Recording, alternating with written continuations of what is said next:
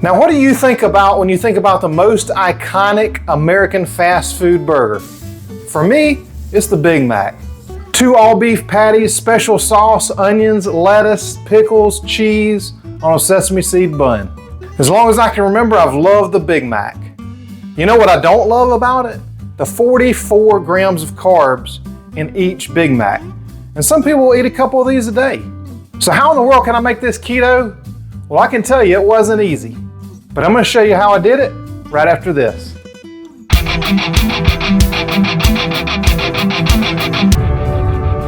Now maybe you remember this Big Mac commercial. 2 all-beef patties, special sauce, lettuce, cheese, pickles, onions, on a sesame special sauce. It's a good time for the great taste of McDonald's. Or maybe you remember this Big Mac commercial. We interrupt regular programming for this McDonald's commercial break. It's McDonald's delicious Big Mac sandwich. It's 2 all-beef patties, special sauce, lettuce, cheese, pickles, and onions on a sesame seed bun. We now return to your regular programming. Either way, they designed those ads to suck us in, and it definitely worked. The Big Mac is the biggest selling burger in the world, and for good reason. All the flavors just come together perfectly to make what's, in my opinion, the perfect burger. Now, I've tried to work out a bun recipe that I was really happy with for the Big Mac. But my recipe is not there yet. It's 3/4 of the way there, but it's not good enough to put out for y'all to try. So that's why for the bun, I leaned on my buddy ChrisCookingNashville and his carnivore burger buns. They're the right consistency, they got the sesame seeds on top, they look like the real deal, and they taste delicious. They don't have any kind of weird flavors, and they're not packed with cheese or anything like that so that you're full before you even eat all the burger. And I'll put a link to that video somewhere on here. It'll definitely be in the description. If I can put it up in the corner, it'll be there too. But enough about that. Let's go and make the American fast food classic, the Big Mac. Here's all the ingredients you're gonna need, and we'll start with the buns. So for these carnivore buns, you're gonna need a block of cream cheese, and it needs to be soft, so leave it out at room temperature for about an hour before you start. You're gonna need 3 eggs, so I just wrangled them up in this little container so they wouldn't roll away on me this time. You're gonna need some egg white powder, and this is the kind that I use. The link to that will be in my Amazon store down below if you want to check it out. You're also going to need some beef gelatin, unflavored beef gelatin. I get this at my Walmart neighborhood market. You can also get it online. You're going to need some good butter, and I like either the Kerrygold butter or the butter from Aldi. They're both grass-fed and nutritious. You're going to need some of this white vinegar, and you know you use a lot of vinegar when you buy it by the gallon. And speaking of using a lot, you're going to need some baking soda. Now, you don't have to buy it like this, but I get this at Sam's. We use it for the pool, we use it for cleaning, we use it for cooking. 13.5 pounds. You definitely don't need that much for this recipe. You're also going to need your favorite mixing bowl. If this bowl could talk, it's got a ton of stories it could tell. The next thing you're going to need are these silicone molds. And these are 4 inches, which is the size of the McDonald's bun, and I'll put a link to that in the Amazon store as well. You're going to need to line a baking sheet with parchment paper to cook those on. And of course, how can you have 2 all-beef patties, special sauce, onions, lettuce, cheese, pickle on a sesame seed bun without the sesame seeds? You need the sesame seeds for this. Now the first thing you got to do is separate your eggs, and you know I love this chopper, but it's also an egg separator. So I'll just dump the eggs right in there. It separates the yolks from the whites just like that. Makes it super easy for as many eggs as you need to do, which in this case is 3 of them. So we'll separate 3 eggs. It keeps the egg whites right down below, super convenient. And we'll just collect the yolks in a separate container. And you're only gonna get that egg yolk color from farm fresh, pasture raised eggs. Find some near you. So to this mixing bowl, I'm going to go ahead and add in the cream cheese. And hey, if it wants to fight with you a little bit, just get a little rough with it. I guarantee you it'll let loose eventually. And once it does, we're going to go ahead and add in all the egg yolks. Now I melted this butter in the microwave. We're going to go ahead and add that in now. You can melt it in whatever you want. You can do it over the stove. You can do it over open fire, whatever you want. Microwave's easy. I'm going to add in the egg white powder now. And just kind of separate that all around so it doesn't start to clump up when you start to mix it in just a couple minutes. And make sure you get all of it out. It loves to stick. Now I'm going to put in the gelatin. And again, I'm going to sprinkle that around just a little bit. Kind of distribute it all around the bowl just so it doesn't clump up. And then I'm going to go in with the vinegar. Oh yes, looking good already. And now it's time to mix it all up. So I'm going to use a hand mixer. You could use one of the single mixers like the immersion blender attachment. You could do that. You could use a whisk if you want to and get a good workout while you're at it. But I believe this is the easiest way to do it for me. And you just want to keep mixing this and mixing it until it gets yellow in color, a little bit lighter, no lumps, nice and smooth. This is what you want it to look like when it's done. Now you want to go ahead and preheat your oven at this point, and you want it to be on 375 degrees. Man, I swear this thing gets me every time. Now you want to go ahead and get your stand mixer all set up. You could also use a different bowl and that hand mixer again, but if you do that, make sure those beaters are really nice and clean and there's none of the fat from those yolks on there or your egg whites won't whip up. We're just going to put the egg whites in and start this thing whipping.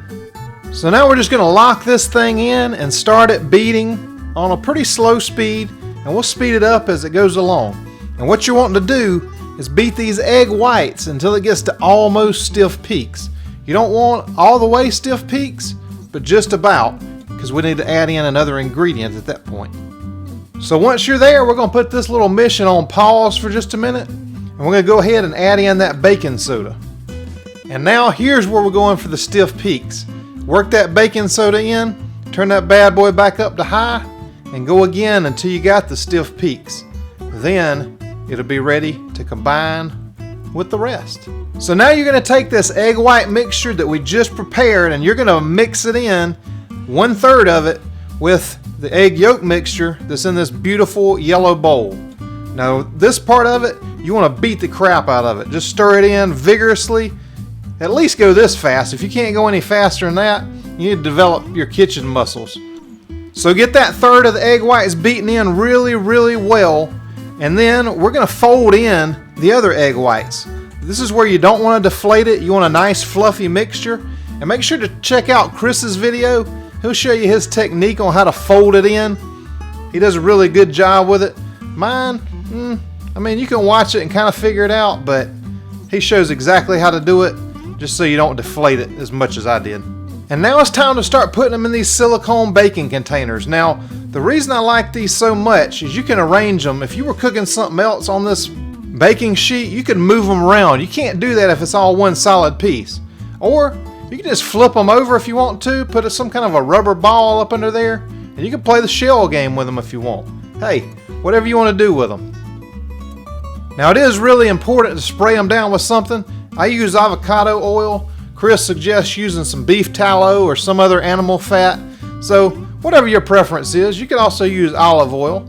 And then you're just going to take each one and fill it up evenly with the mixture that's been well combined. And this is what it should look like when it's done.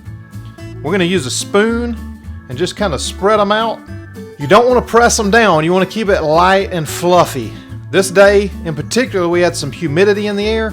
And so Chris suggested I use a little bit more egg white powder and a little bit longer of a cooking time. So I did that and I think they came out great. But let's put some sesame seeds on there because you got to have the sesame seeds for a sesame seed bun. But leave them off one of them because that's going to be our middle. So this should be what it looks like before they take their final ride into the oven. So we're just going to put them in there and we're going to go ahead and set that timer for 15 minutes. And oh, would you look at that? It didn't get me that time. Now that the buns are ready, I'm going to show you what you need to finish assembling this Big Mac.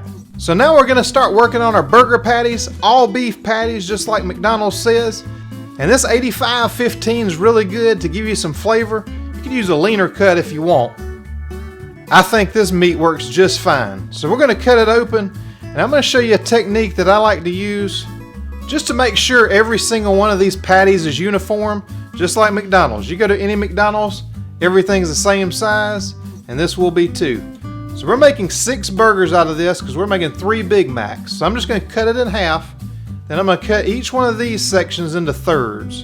And And it doesn't look even there, but it is. Looking at it from the top, they're all even. I'm going to take my extra container, line it with parchment paper, and then press that patty down into there.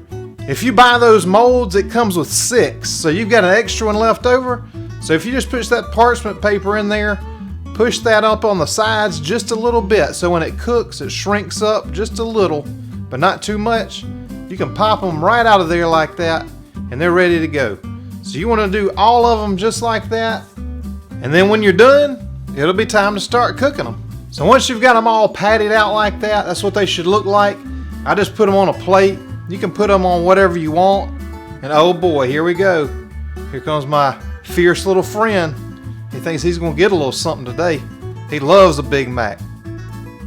Now the cooking time is up on these. So what I'm going to do is take this little piece of wood here, because my oven door will not stay cracked. And it's real important that it stays just at a little crack so these cool down really, really slow. So I'm going to set a timer for 15 minutes, and we're going to let them cool right in there for the full 15. If you like these fast food copycat recipe videos and you're not subscribed, click the subscribe button right down there that just lit up for you, and hit the bell beside it, and anytime I upload a new video, you'll know about it. You're going to need American cheese, and I don't use it often, but for this recipe you need it. I'm also going to put a link up above and in the description for my Big Mac sauce recipe. It'll show you how to make these onions too, because you need those. You're also going to need some shredded lettuce. You can shred it on your own if you want. This was a pretty good deal, I thought, at Walmart. It was like $1.37, so I went ahead and picked it up. Sometimes it looks all brown, but this looked pretty decent this time, so I went ahead and got it. The next thing you're going to need is the Big Mac sauce. Now, I just put that link up there for you. You can make this ahead of time, a day or two. It stays good in the fridge for about a week. And of course, you're going to need the meat that would just pound it out. Got it even size, and it's ready to go. You're going to need some salt to put on it, and of course McDonald's doesn't use that fancy of a salt, but that's pretty much what I use. And you're going to need some pepper. This is the only thing that McDonald's uses to season the Big Mac, so we're going to keep it true to the tradition. Now take your favorite pan and put it on a medium heat, and we're going to start to cook these beautiful burgers. So just as that's happening, the buns are done with that cooling process, but what we're going to do is take them out, we're going to put them on the counter, and they're going to cool again for longer. Now I'm just going to leave them, because the slower they cool, the better they are, the fluffier they get, and the better. So we're just going to lay down this meat. Once it's at a medium temperature, get it preheated a little bit. You don't want these super well done. You know McDonald's doesn't have a good char on their meat or anything like that, so I'm going to cook it exactly the same way that they do. I used to work there in high school, so I'm pretty familiar with it. Of course, they had a lot nicer grills than this. You just pretty much put the patties down, and don't forget to season the other side with salt and pepper. If you decide that your pepper grind is a little bit too coarse because the last thing you did was a steak, then just adjust it and get a nice small grind on it. Now it's time to pop these buns out of their little red containers, and we're going to just cool them right there on the cutting board. So just take all those out until we're ready to cut them up and assemble these beautiful Big Macs. Now one side of these burgers are done, so we're going to go ahead and flip them so we can cook both sides proper. And look, you can cook these burgers any way you want to do it. The two ways I would recommend not doing it is over charcoal or on a grill for a couple reasons. Number one, McDonald's does not have a charbroiled taste like Burger King does. And number two, you don't want the grill marks on there. So you're going to want to take your buns, and the ones with sesame seeds on top, cut them in half. The ones without sesame seed, cut it into thirds so you can make 3 burgers. Just lay them out, and then the bottom part, you're going to put the Big Mac sauce on. Also the middle. You don't put any on the top of it. Just make sure you get it all spread around, looking good like that. Then take your onions, and you're going to also put that on the middle, and you're going to put it on the bottom. So nothing's going to go on that top bun at all. That is the finishing touch once this is ready.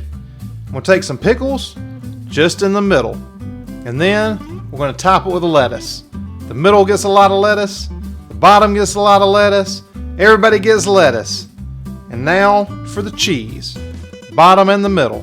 Now you got to put the burgers on. So the middle, then the bottom, and then we're going to take the full middle, stack it right on top, and then we're going to put that top bun on there, and our Big Macs are finished. Doesn't that look beautiful? I mean, it's got the exact flavor of a Big Mac, but you can eat this without having to worry about your carbs and blowing your entire diet. I really hope you enjoy this just as much, if not more, than I do. Man, I can't say enough about how delicious this is. And if you like these fast food copycat videos, check out this playlist right here, and there'll be some other things on there I know you're gonna love. Thank you so much for watching, and I'll see you on the next video.